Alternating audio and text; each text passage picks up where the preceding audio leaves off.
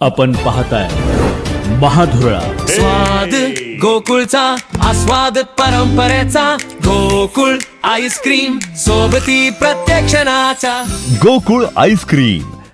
नमस्कार, महाधुरळा युट्यूब चॅनलमध्ये मी गुरु बाळमाळे आपल्या सर्वांचं मनापासून स्वागत करतोय.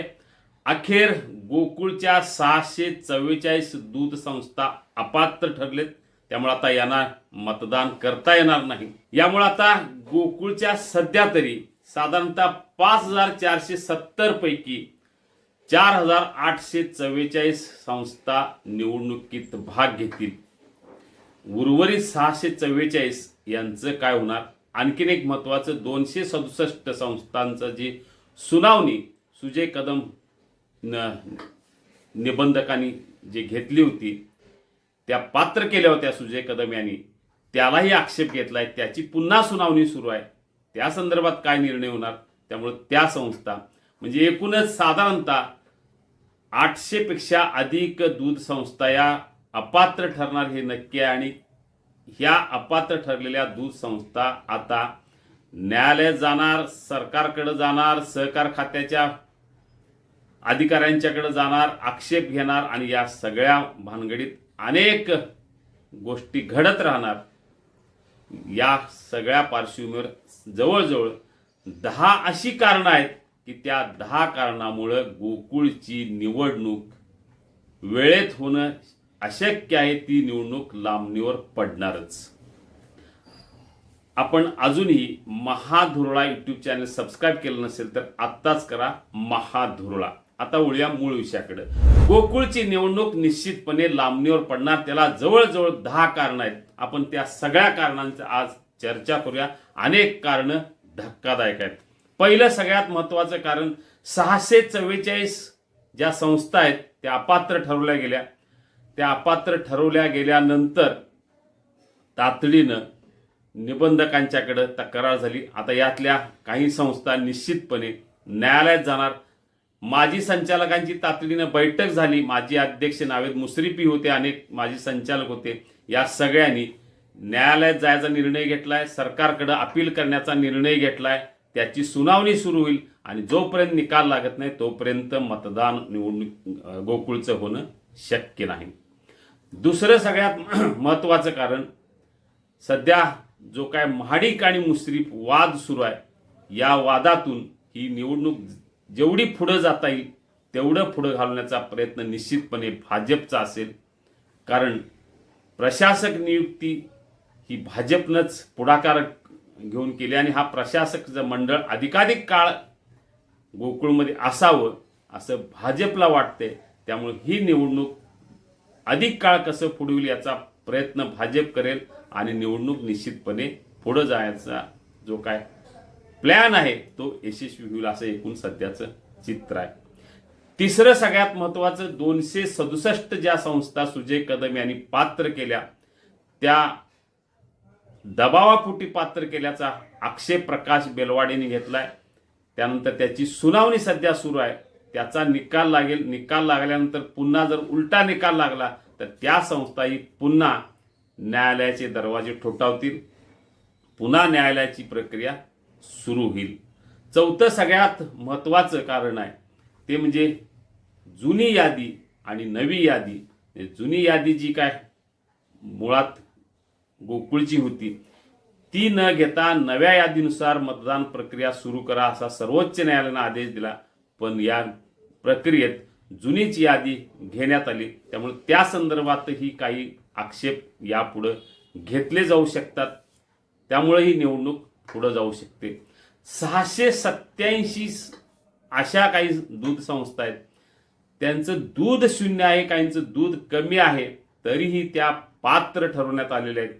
कारण ते कागदोपत्री ते पात्र आहेत.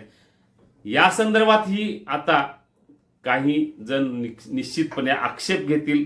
कारण त्या संस्था जर आपल्याला पूरक नसतील तर त्या अपात्र कशा ठरतील या संदर्भात प्रयत्न होईल. आणि त्यामुळं तो पुन्हा न्यायालयीन प्रक्रिया सुरू झालं तर पुन्हा याचा परिणाम निवडणुकीवर निश्चितपणे होणार आहे. सध्या महायुतीच्या माध्यमातून निवडणुकीच्या मैदानात उतरण्याचा निर्णय झाला, महायुतीची सत्ता आणण्याचा निर्णय झाला. पण संशयाचं जे ढग आहे, जे धुकं आहे ते जराही कमी झालेलं नाही महायुतीतलं. अजूनही महाडिक मुश्रीफ असू दे किंवा भाजप राष्ट्रवादी असू दे, शिवसेना असू दे, अजून नाराजी नाट्य सुरूच आहे. त्यामुळे ही नाराजी नाट्य जोपर्यंत दूर होत नाही तोपर्यंत निवडणुका पुढे गेलेल्या बरा, असंच अनेक नेत्यांना वाटत असल्यामुळं तेही कारण आहे की निवडणूक पुढे जायचं. आणखीन एक महत्वाचं कारण, 6वं कारण आहे ते संचालक मंडळच अपात्र करावं म्हणून न्यायालयात सध्या सुनावणी सुरू आहे. त्याचाही निकाल काही दिवसात लागण्याची चिन्ह आहेत. त्यामुळे तो निकाल काय लागणार त्याच्यावर बरंच काही अवलंबून राहणार आहे. त्यामुळे ते सुद्धा निवडणूक लांबणीवर पडण्याचं एक महत्वाचं कारण असू शकतं. 7वं एक सगळ्यात महत्वाचं धक्कादायक आहे, सध्या जे काय संशयाचं ढग तयार झालंय यातनं निवडणूक झालीच तर दगाफटका निश्चितपणे होऊ शकतो. कारण भाजपची मतं राष्ट्रवादीला पडणार का, राष्ट्रवादीची मतं भाजपला पडणार का, या संदर्भात सध्या नेत्यांच्याच मनात संशय आहे. कारण जो काही गेले 6 महिने डाव प्रतिडाव झालेला आहे, काटशह ते झालेलं आहे. त्यामुळं हे संशयाचं भूत असताना आता निवडणूक लावण्याऐवजी बिनविरोध करता येईल का, या संदर्भात ही अंतर्गत हालचाली सुरू झालेल्या आहेत आणि याला काही वेळ लागणार आहे. त्यामुळं हा वेळ घेण्यासाठी सुद्धा निवडणूक लांबणीवर टाकली जाण्याची चिन्ह आहेत. 8वं कारण आणखीन एक महत्वाचं आहे ते म्हणजे जिल्हा बँकेची निवडणूक आणि गोकुळची निवडणूक एकाच वेळी घेण्यासंदर्भातल्या हालचाली आहेत. म्हणजे जिल्हा बँकेत मंत्री हसन मुश्रीफ यांच्यासह सर्वपक्षीय सत्ता आहे. तिथं उमेदवारी देताना आणि गोकुळची उमेदवारी घेताना किंवा देताना एकमेकाला खिंडीत पकडून गोकुळचे जे काय आपलं ध्येय आहे किंवा जिल्हा बँकेतलं जे काय आपलं ध्येय आहे ते साध्य करण्यासाठी एकाच वेळी निवडणूक लावली तर एकमेकांना खिंडीत पकडून काही आपल्या मागण्या मान्य करून घेतल्या जाऊ शकतात. म्हणून ही गोकुळची निवडणूक पुढं जाऊ शकते.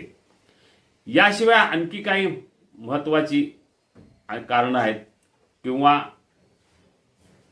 ऐनवेळी म्हणजे सगळ्यात महत्वाचं आहे पावसाळा. यंदा अजूनही पाऊस सुरू झालेला नाही.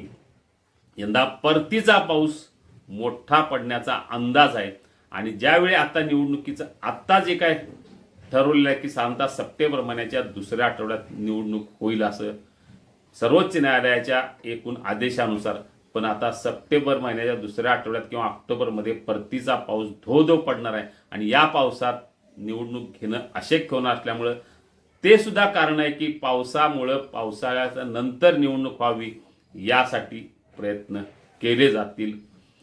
80 दिवसात सुनावणी पूर्ण करा, 90 दिवसात निवडणूक घ्या असं उच्च न्यायालय सर्वोच्च न्यायालयानं आदेश दिलेला आहे. पण हे सगळं सरकारच्या मनावरही बरंच अवलंबून आहे, नेत्यांच्या मनावर अवलंबून आहे. जोपर्यंत आपल्या सोयीचं वातावरण तयार होत नाही तोपर्यंत निवडणूक घेण्याची शक्यता फार कमी आहे.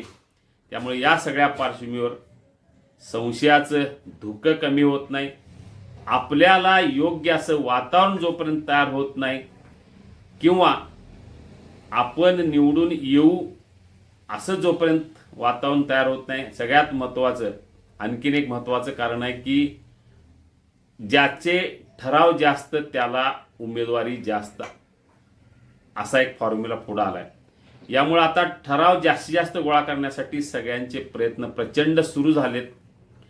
अशा वेळी एखाद्याकडे जर ठराव कमी आले तेव्हा ठराव नको, आता आमच्या पक्षाच्या बलानुसार उमेदवारी द्या अशी मागणी येऊ शकते पुढं. त्याचाही परिणाम या निवडणुकीवर होऊ शकतो.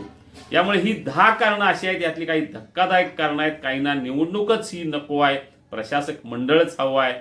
जोपर्यंत आपलं ध्येय साध्य होत नाही तोपर्यंत ही निवडणूक न घेण्याचा काहींचा विचार आहे. या सगळ्या पार्श्वभूमीवर गोकुळची निवडणूक वेळेत होणं शक्य नाही, ती लांबणीवर पडणार. तरीही सर्वोच्च न्यायालयाच्या निकालानुसार जर निवडणूक वेळेत झाली तर काय काय होणार, राजकारण काय होणार, हे सगळं पाहत राहू. महाधुरळा. धन्यवाद.